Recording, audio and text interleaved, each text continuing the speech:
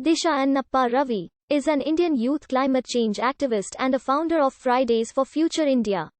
Her arrest on the 13th of February 2021 for an alleged involvement with an online toolkit related to Greta Thunberg and the 2020-2021 Indian farmers' protests gained international attention. The Indian government alleged that the toolkit, a standard social justice communications and organizing document, providing a list of ways to support the farmers' protests, fomented unrest and a form of sedition.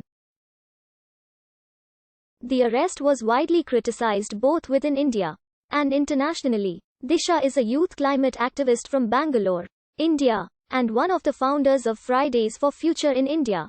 According to the Quint, Ravi is part of the MAPPER wing of the FFF movement. And MAPPER stands for Most Affected People and Areas, meaning countries and peoples of the Global South, who bear the brunt of carbon emissions and climate change.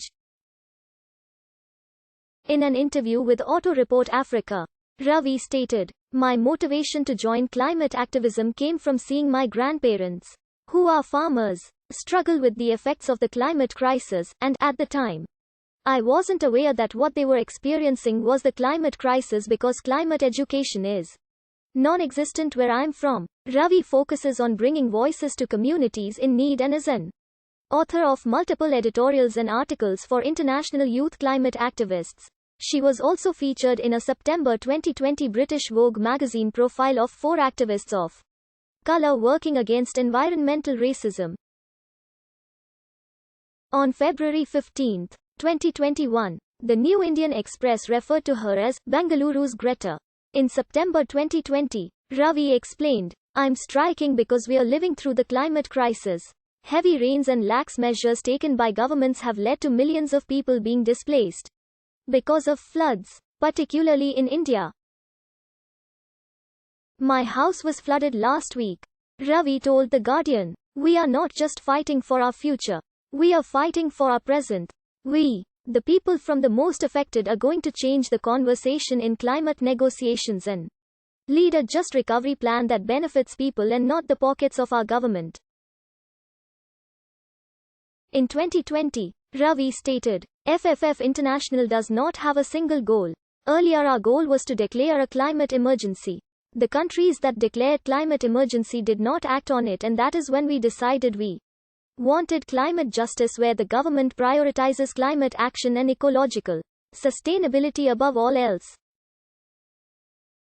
We do not have set demands and we want to make different demands work for different countries."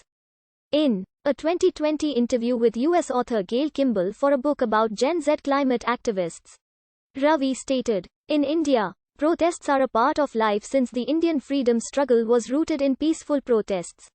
There are a lot of protests on humanitarian issues and religious issues, and protests are very ingrained in Indian society. Social media has helped in recent days. The FFF was being monitored prior to Disha's arrest. Ravi was involved with an FFF India email advocacy campaign in opposition to a March 2020 draft environmental impact assessment by the Ministry of Environment, Forest and Climate Change. In response, the websites of FFF India and 2 other groups were blocked in July 2020. But the block was later withdrawn. Ravi told Auto Report Africa, "We live in a country where dissent is suppressed. We in Fridays for Future India were labeled terrorists for objecting to the draft EIA notification. Only a government that puts profit over people would consider asking for clean air, clean water and a livable planet. An act of terrorism."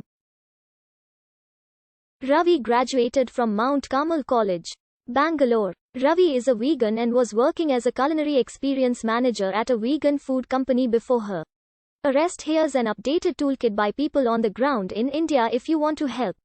#Stand with farmers #Farmers protest February 4, 2021. On the 4th of February 2021, Greta Thunberg tweeted in support of Indian farmers and in another tweet linked an updated toolkit, saying it was by people on the ground in India, following media reports of Indian authorities filing a first information report against her. Thunberg tweeted, "I still stand with farmers and support their peaceful protest. No amount of hate, threats or violations of human rights will ever change that.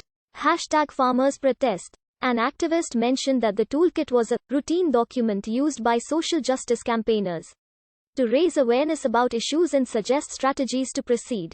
It was meant to enable anyone unfamiliar with the ongoing farmers' protests in India to better understand the situation and make decisions on how to support the farmers based on their own analysis. The toolkit suggests action to be taken, including organize an on-ground action near the closest Indian embassy. Media House or your local gov. On the 13th of February 2021, Ravi was picked up for questioning F.